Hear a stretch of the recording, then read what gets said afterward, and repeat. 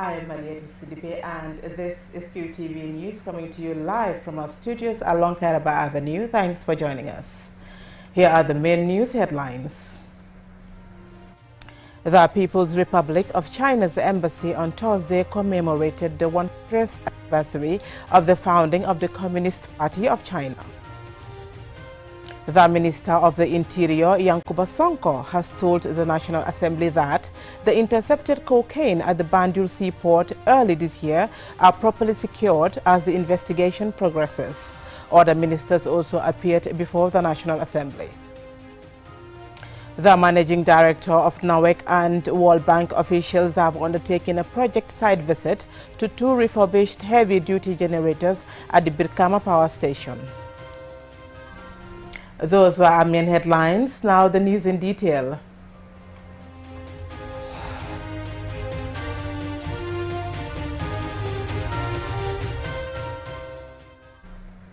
The Chinese embassy on Thursday commemorated the 100th anniversary of the founding of the Communist Party of China.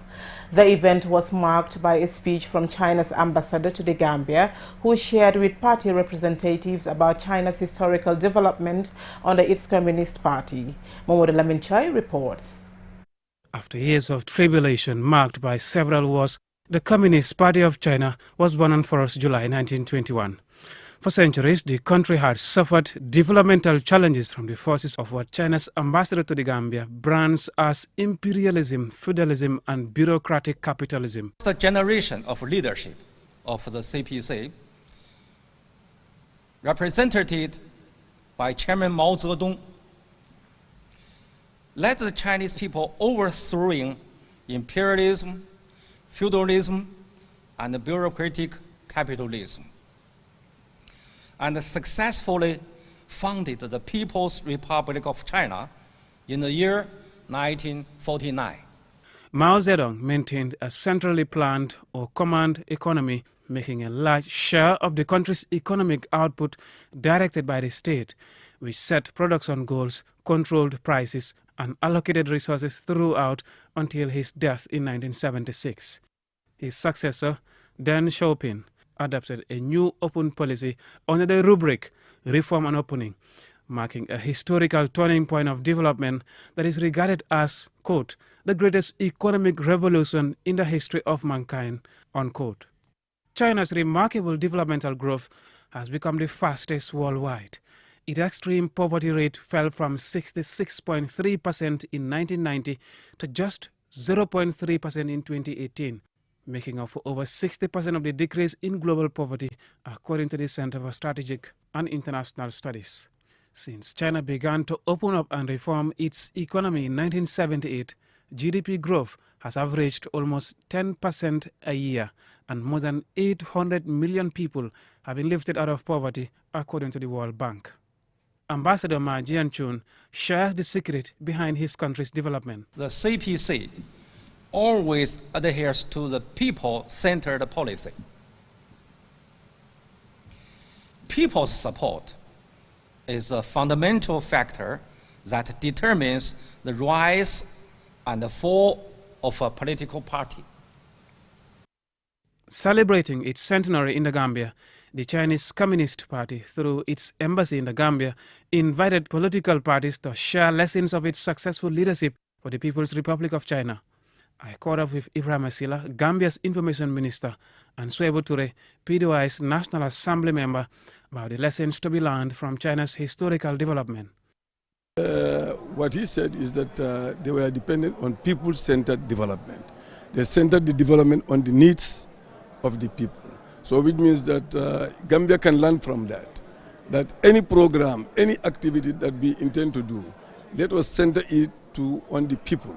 The lessons are that we need to invest heavily in the human capital, invest in the infrastructural development projects, also, ICTs. A report published late last year by the UK-based Center for Economics and Business Research predicts that China will overtake the US to become the world's largest economy by 2028, 5 years earlier than previously forecast.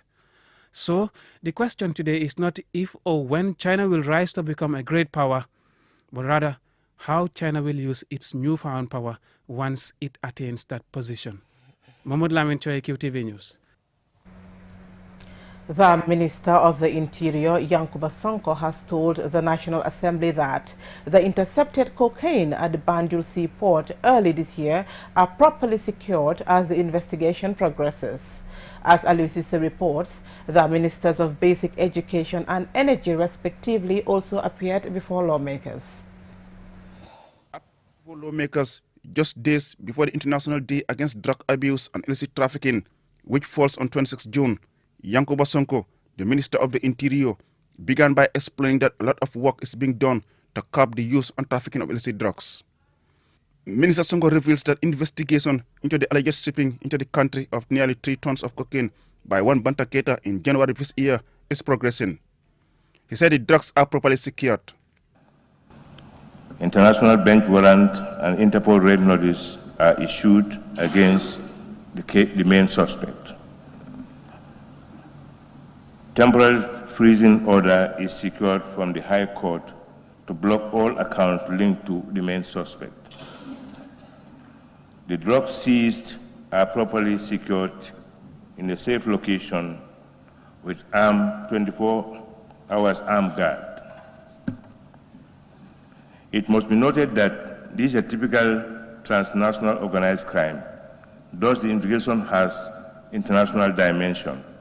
Claudiana Cole, the Minister of Basic and Secondary Education, informed the Assembly that there are plans to address the shortage of classrooms and furniture in schools. The project CRs is at the tendering stage and will assess the classrooms and furniture requirement of schools and intervene accordingly based on the priorities and needs. Currently, the government of the Gambia, which through the Ministry of Basic and Secondary Education, has received funding from the Qtv Fund for Arab Economic Development to develop and expand about 39 upper basic and senior secondary schools in the 6 educational regions of the country. She went further to tell the Parliament that her ministry continues to conduct constant assessment to update its data on classrooms and furniture requirements, as they also continue to engage other partners like MRC Holland Foundation, which has built and refurbished many schools. Fafa Sanyang, the Minister for Petroleum and Energy, was also at the Parliament and gave an update on the state of the rural electrification expansion project, particularly for the beneficiary communities in Kantora constituency, Upper River region. The villages in the Kantora constituency, URR South, will benefit from the World Bank funded Gambia Electricity Modernization Project JAM, which is at the final stage of finalizing the contract with the most responsive bidder. The villages that will benefit are Bolibana, Sare Bach, Sare Mala, Brikama, Sare Sibo, Madina Bala, Jida, Sotuma, Kemambugu, Keneba, Jawokunda, Fantumbulu, Bani, Kasikunda, Kantelkunda, Hamdallah Yoro, Son Kunda, Nyamanari, Kolikunda, Sare Hande, Sare Gela, Kusum, Samikuta, and Samikoto. Minister Sanyang reassured lawmakers of the government's commitment to universal access to electricity by 2025. Parliament will continue sittings next Monday. Reporting for Qtv News, I am Aliou Cisse. The Managing Director of NAWEC, Nani Juara, accompanied by the World Bank Country Director of the Gambia and 4 other countries in the sub-region, on Tuesday embarked on a project site visit to 2 refurbished heavy-duty generators at the Brikama Power Station.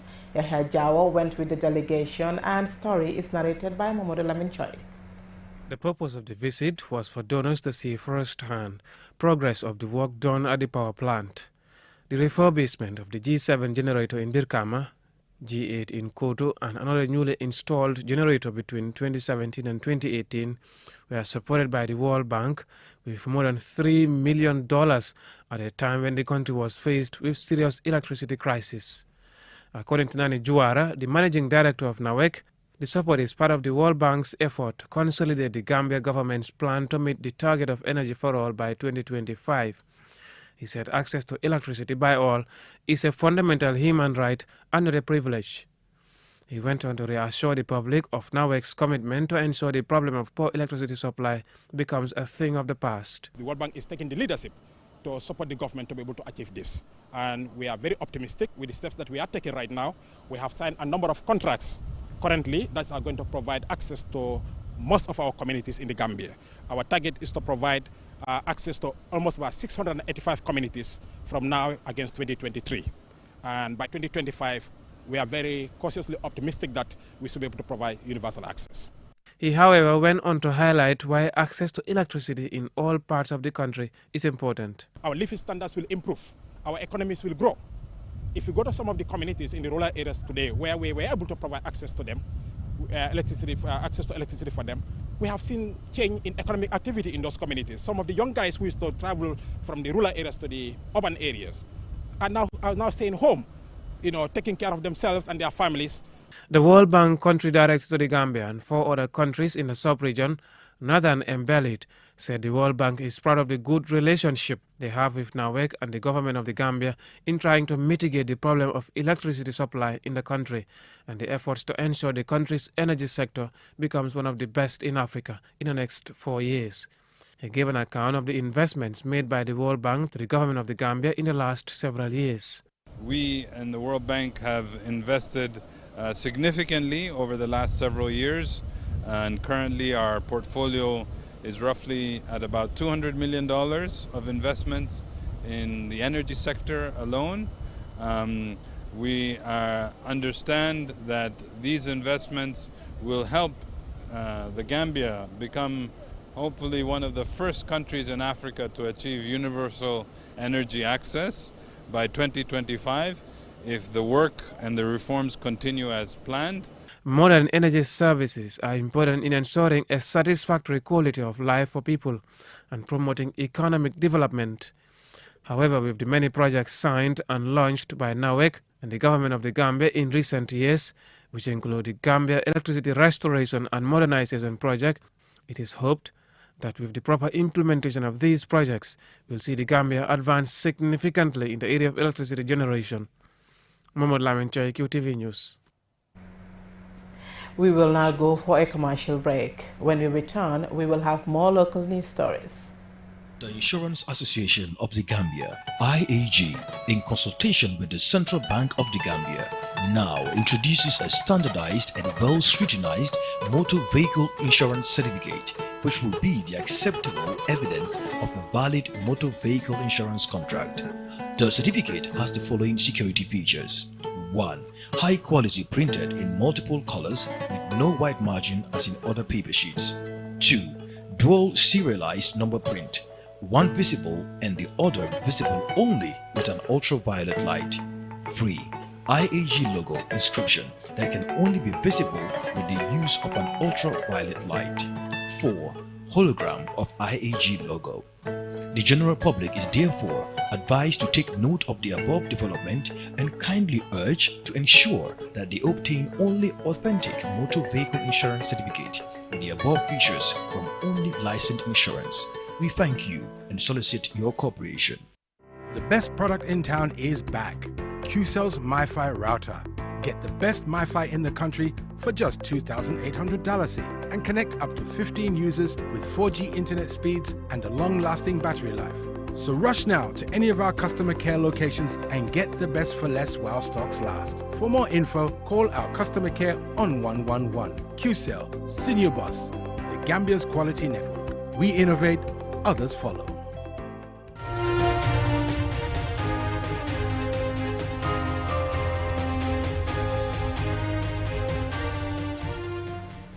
Welcome back. The Gambia Red Cross Society on Tuesday received hand washing and other sanitary items from UNICEF to promote hygiene and public health related emergencies. Ajay Binto Drame reports. Water is essential and a necessity for life. However, the absence of it is among the most concerning as a humanitarian challenge. Safe and readily available water is important for public health, whether it is used for drinking, domestic use, or food production. Water is crucial for our cleanliness and dignity as human beings. The items presented included water purification tablets, collapsible water tanks, bars of soap, hand sanitizers, disinfectants, and patties, amongst other items. At the presentation, Alassane Senghor, the Secretary General of the Gambia Red Cross Society, says the need for a clean and safe water should be a priority, as it is a basic necessity and essential, adding that the lack of access to clean water, especially in the rural areas, is unacceptable. If people have access to clean water, if people are safe, if people are healthy, they think differently, they coexist in a better way. And this is exactly what it is all about. And this is exactly what the nexuses are all about. Because when you have lack of development, you have humanitarian challenges. When you have humanitarian challenges and you have lack of development, then you have a problem with peace.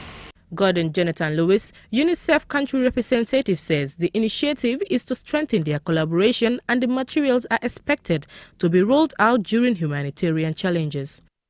When those families are identified, and that's going to happen through the partnership with the Red Cross Society, we'll be able to identify precisely what is the type of support that they need and to be able to respond as quickly as possible, because the supplies are going to be stored in all of the Red Cross Society warehouses and stores across the country. And as you know, during an emergency, one of the fundamental factors is rapid response. We cannot go to the area empty-handed. Mr. Lewis also stated that in terms of the sustainability, UNICEF will keenly monitor the impacts of the supplies and also help the beneficiaries on how to use the materials. Chabai Seidi, the Director of Water Resources, says the monitor of the Gambia's water bodies is essential to avoid harmful public consumption of water. The importance of chlorination and borehole maintenance at schools and health facilities cannot be overemphasized, because our water bodies are exposed to contamination, pollution, and harmful impurities. Therefore, periodical monitoring and chlorination of water points are quite important and useful for safe and quality water supply. The Gambia Government Health Strategy Plan shows that about 70% of total deaths among children is as a result of diarrhea, malaria, pneumonia, and malnutrition. Many of these are waterborne diseases. For the beneficiaries of this donation, the items donated will be important for their health, hygiene, and dignity. Ajibintu Drame, QTV News. Fruits play an important role in the national food security and are a source of revenue for many. The market for fresh mangoes is one of the fastest growing right now in what is mango season. However, vendors selling mangoes at Soma Community Market have a different story to tell. This story by Bakari Balde is narrated by Yaya Jao. Mango season is in full swing for this low-calorie fruit, which is high in fiber and a great source of vitamins. Besides its nutritional value, it also serves as a revenue earner for many. However, when we spoke to them, vendors selling mangoes at Jara Soma Community Market are not happy with their daily sales. Khadijatu Jallo, who sells mangoes, explains the difficulties she currently faces. According to her, a pound of mangoes is costly. As well as selling mangoes, she engages in other petty trading. When it is not mango season, she spoke of what she would like. I am the breadwinner. My husband is not alive, so I have to come here to sell mangoes in order to sustain the family. We used to buy a pound of mangoes for $250 to $300, but now we buy a pound for $500. If there are no mangoes to sell, I would shift to selling bananas, so we need help to have a sustainable business. A mango retailer, Aissatou Sidibe, narrated some of her encounters with the wholesalers who have little patience when it comes to collecting their money. Aissatou usually engages in banana retail after the mango season. According to her, the sales are not always good.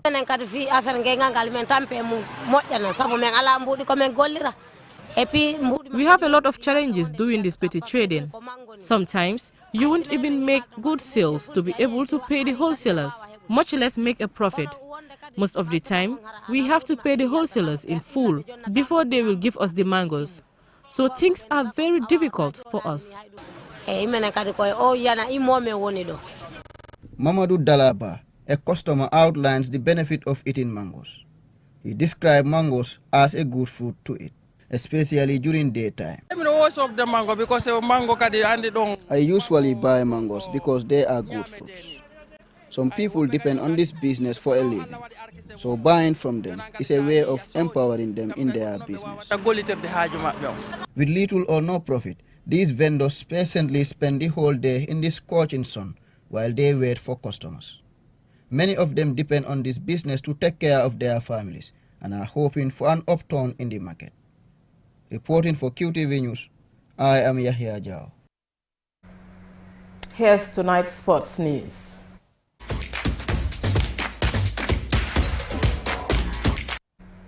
Medical FC have qualified for the CRR second division after winning the third division tournament, beating Jarang FC 2-1 in the final played in Bansang on Saturday. Of playing for your team and scoring the winning goal is one to be cherished.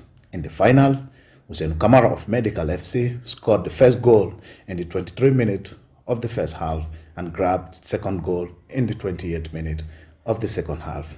The midfielder was delighted to have played a crucial role in his team winning of the trophy. That's a big plus to me. That's a big plus to me. But anyway, it does not start today. Yeah, I have been doing it over and over. A final is always my day. Even at Basse and so many places, Velingara, Tambacounda, I have played all those places.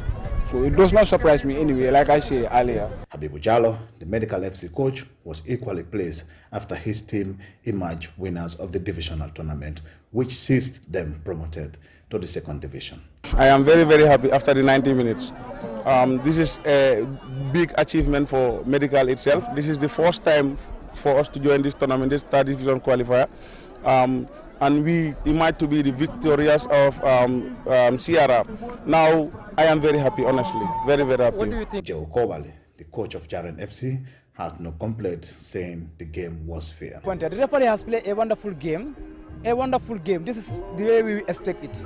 Yeah, because he is so lenient to the pitch today.